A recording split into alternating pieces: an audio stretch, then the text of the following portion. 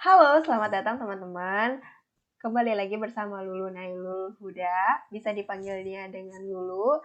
Saya dari Pendidikan Geografi 2018 FPIPS UPI. Saat ini saya akan menjelaskan bagaimana epidemi dan wabah penyakit dalam kategori bencana non-alam dalam mata kuliah mitigasi bencana. So, stay tune on me. Oke, kita langsung mulai ya. Oke, sebelum melanjut ke pembahasan, sebelumnya ada video terlebih dahulu, kita akan tonton bersama-sama. Oke. Kita beralih ke informasi selanjutnya berdasarkan data yang dihimpun oleh Satuan Tugas Penanganan COVID-19 per hari ini, 10 September 2020. Penambahan kasus COVID-19 Indonesia menjadi yang terbanyak sejak pertama kali dilaporkan. Terdapat penambahan kasus sebanyak 3.861 kasus, sehingga total kasus COVID-19 Indonesia adalah sebanyak 207.203 kasus. Kemudian penambahan kasus sembuh sebanyak 2.310 pasien, sehingga total kasus sembuh adalah sebanyak 147.510 pasien. Sementara itu kasus meninggal dunia juga bertambah 120 orang, sehingga total kasus meninggal dunia ada 8.456 kasus. Oke, berikut tadi kita telah tonton cuplikan dari highlight pemberitaan virus corona yang ada di Indonesia. Virus corona ini sedang hangat-hangatnya, sedang lagi dibincangkan pada beberapa akhir ini. Kurang lebih hampir mau 1 tahun ya kita berhadapan dengan virus corona ini. Lalu ini merupakan contoh dari epidemi dan wabah penyakit yang cukup besar luasannya, tidak hanya di Indonesia saja, tetapi di luar Indonesia juga ada seperti itu. Kita lanjut ke materinya ya. Nah, sebelum kita masuk ke epidemi dan wabah penyakit, aku akan sedikit menjelaskan mengenai bencana non-alam itu sendiri. Nah, bencana non-alam itu merupakan bencana yang diakibatkan oleh peristiwa atau rangkaian peristiwa non-alam. Nah, peristiwa non-alam itu berupa gagal teknologi, gagal modernisasi, epidemi, dan wabah penyakit. Nah, saat ini aku akan membahas masalah epidemi dan wabah penyakit. Nah, epidemi dan wabah penyakit itu apa sih gitu? Pasti kamu pada bingung ya nggak sih? Nah, kalau misalnya epidemi ini merupakan suatu penyakit yang berkembang di seputaran wilayah seperti itu. Seputaran wilayah itu saja gitu.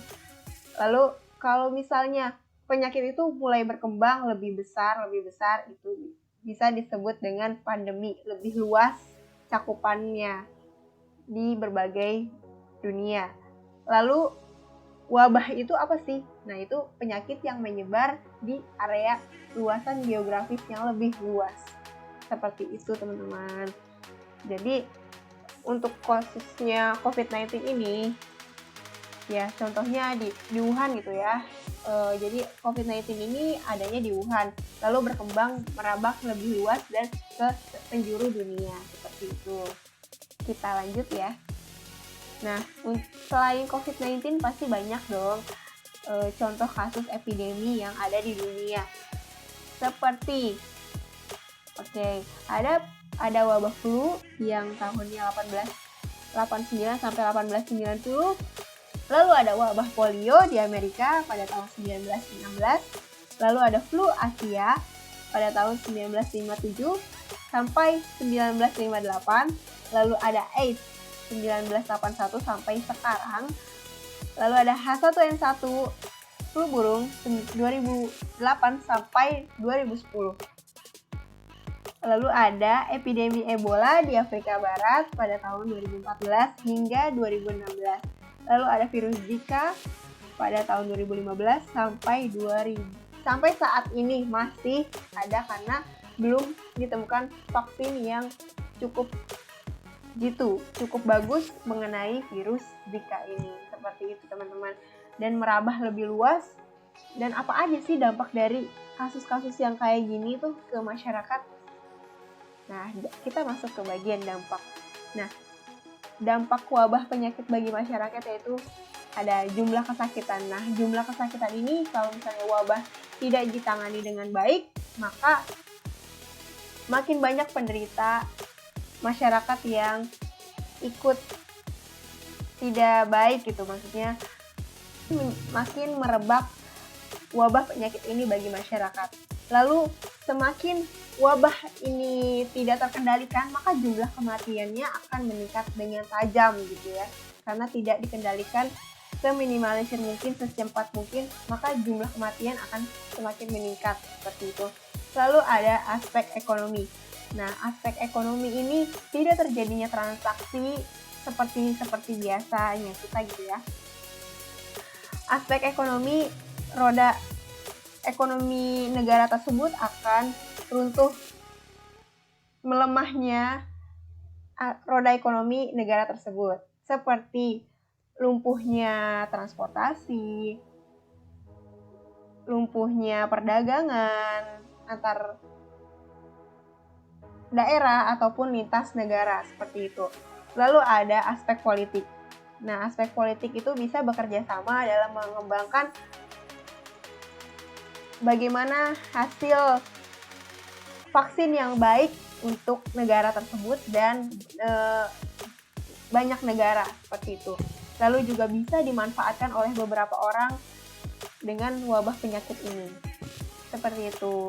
Lalu apa aja sih upaya pengurangan pada epidemi dan wabah penyakit ini?